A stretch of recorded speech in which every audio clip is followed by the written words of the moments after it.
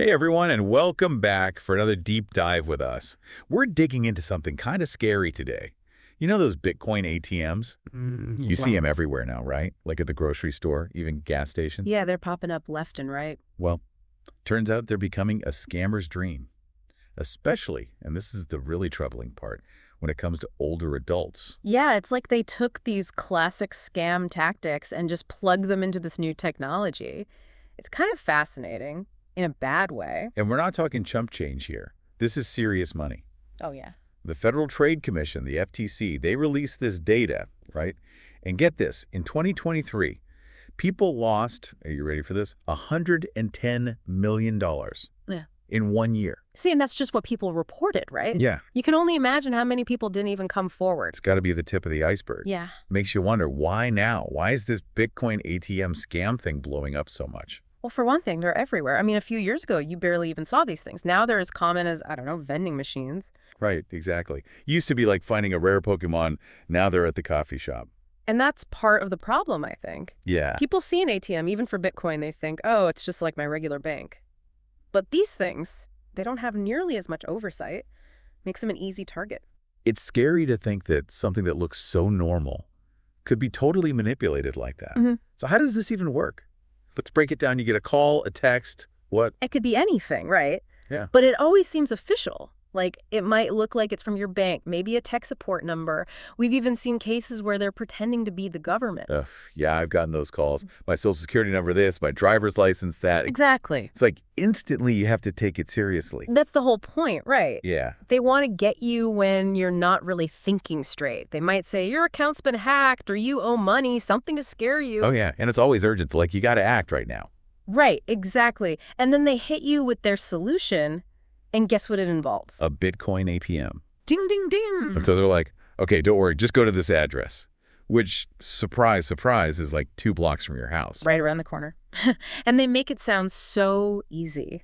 Do they use those, what are they called, QR codes? Oh, yeah. A lot of times that's how they do it. I use those to look at menus at restaurants now, but I don't really get how it works with the Bitcoin thing. Basically, the QR code, it's like a bridge between your cash and their Bitcoin wallet.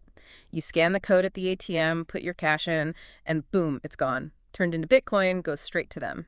So wait, you can't get it back? Almost impossible. Cryptocurrency, it's designed to be, like, untraceable, like sending a message in a bottle. Wow. And people are falling for this. More than you'd think. And the worst part is, a lot of them, they don't even know they've been scammed until it's way too late. They don't see it coming. And that's what's so sad about this whole thing, right? We keep saying it, but older adults, they're really bearing the brunt of this, and the numbers from the FTC prove it. Yeah, unfortunately, it's true. Folks over 60, way more likely to get caught up in these scams. 3 times more likely, in fact. It's heartbreaking. Why is that, though? What makes them such easy targets? Well, let's be honest. Bitcoin, cryptocurrency, it's still pretty new. A lot of older people, they didn't grow up with this stuff. Right. So when a scammer starts talking about, you got to use Bitcoin to fix this problem, it's easy to get confused. Yeah, it's like a foreign language or something. Yeah.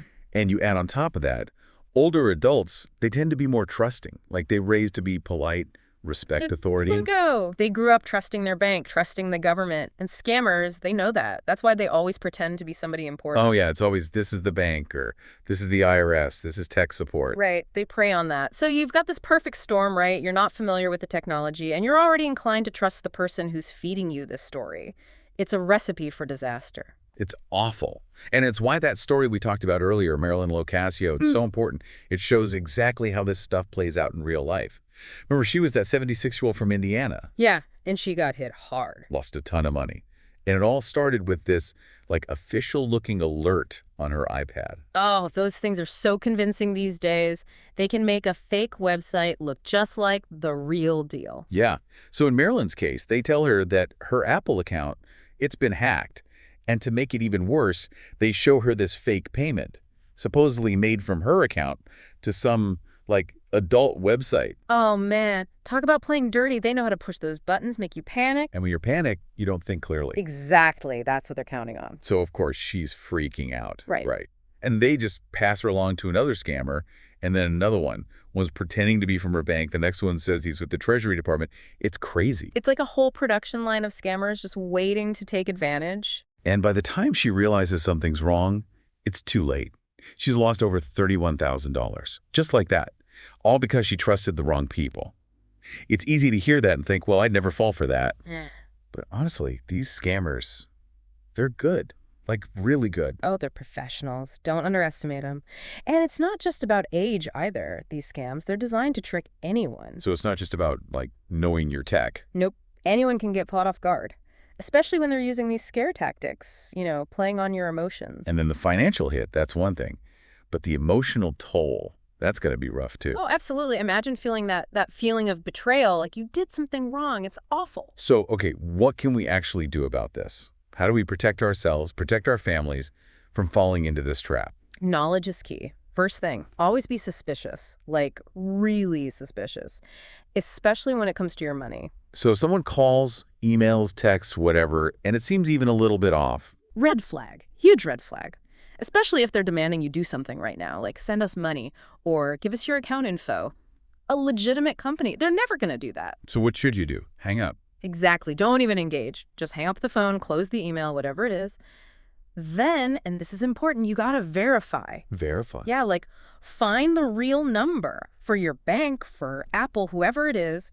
Don't use any contact info they give you. Call them up yourself and ask, hey, is this legit? So smart.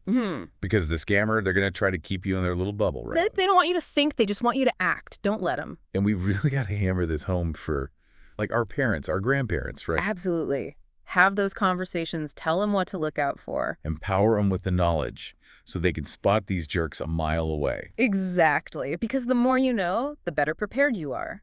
Trust your gut. If something feels wrong, it probably is. Love that. Couldn't have said it better myself. And it makes you think, right? Like, how do we make the online world, the digital world, safer for everyone? It's a big question, but one we got to keep asking. Couldn't agree more. It's on all of us to look out for each other, spread the word, and fight back against these scams. Well said. And to all our listeners out there, thank you for joining us for this deep dive. Stay vigilant, be informed, and stay safe out there. We'll catch you next time.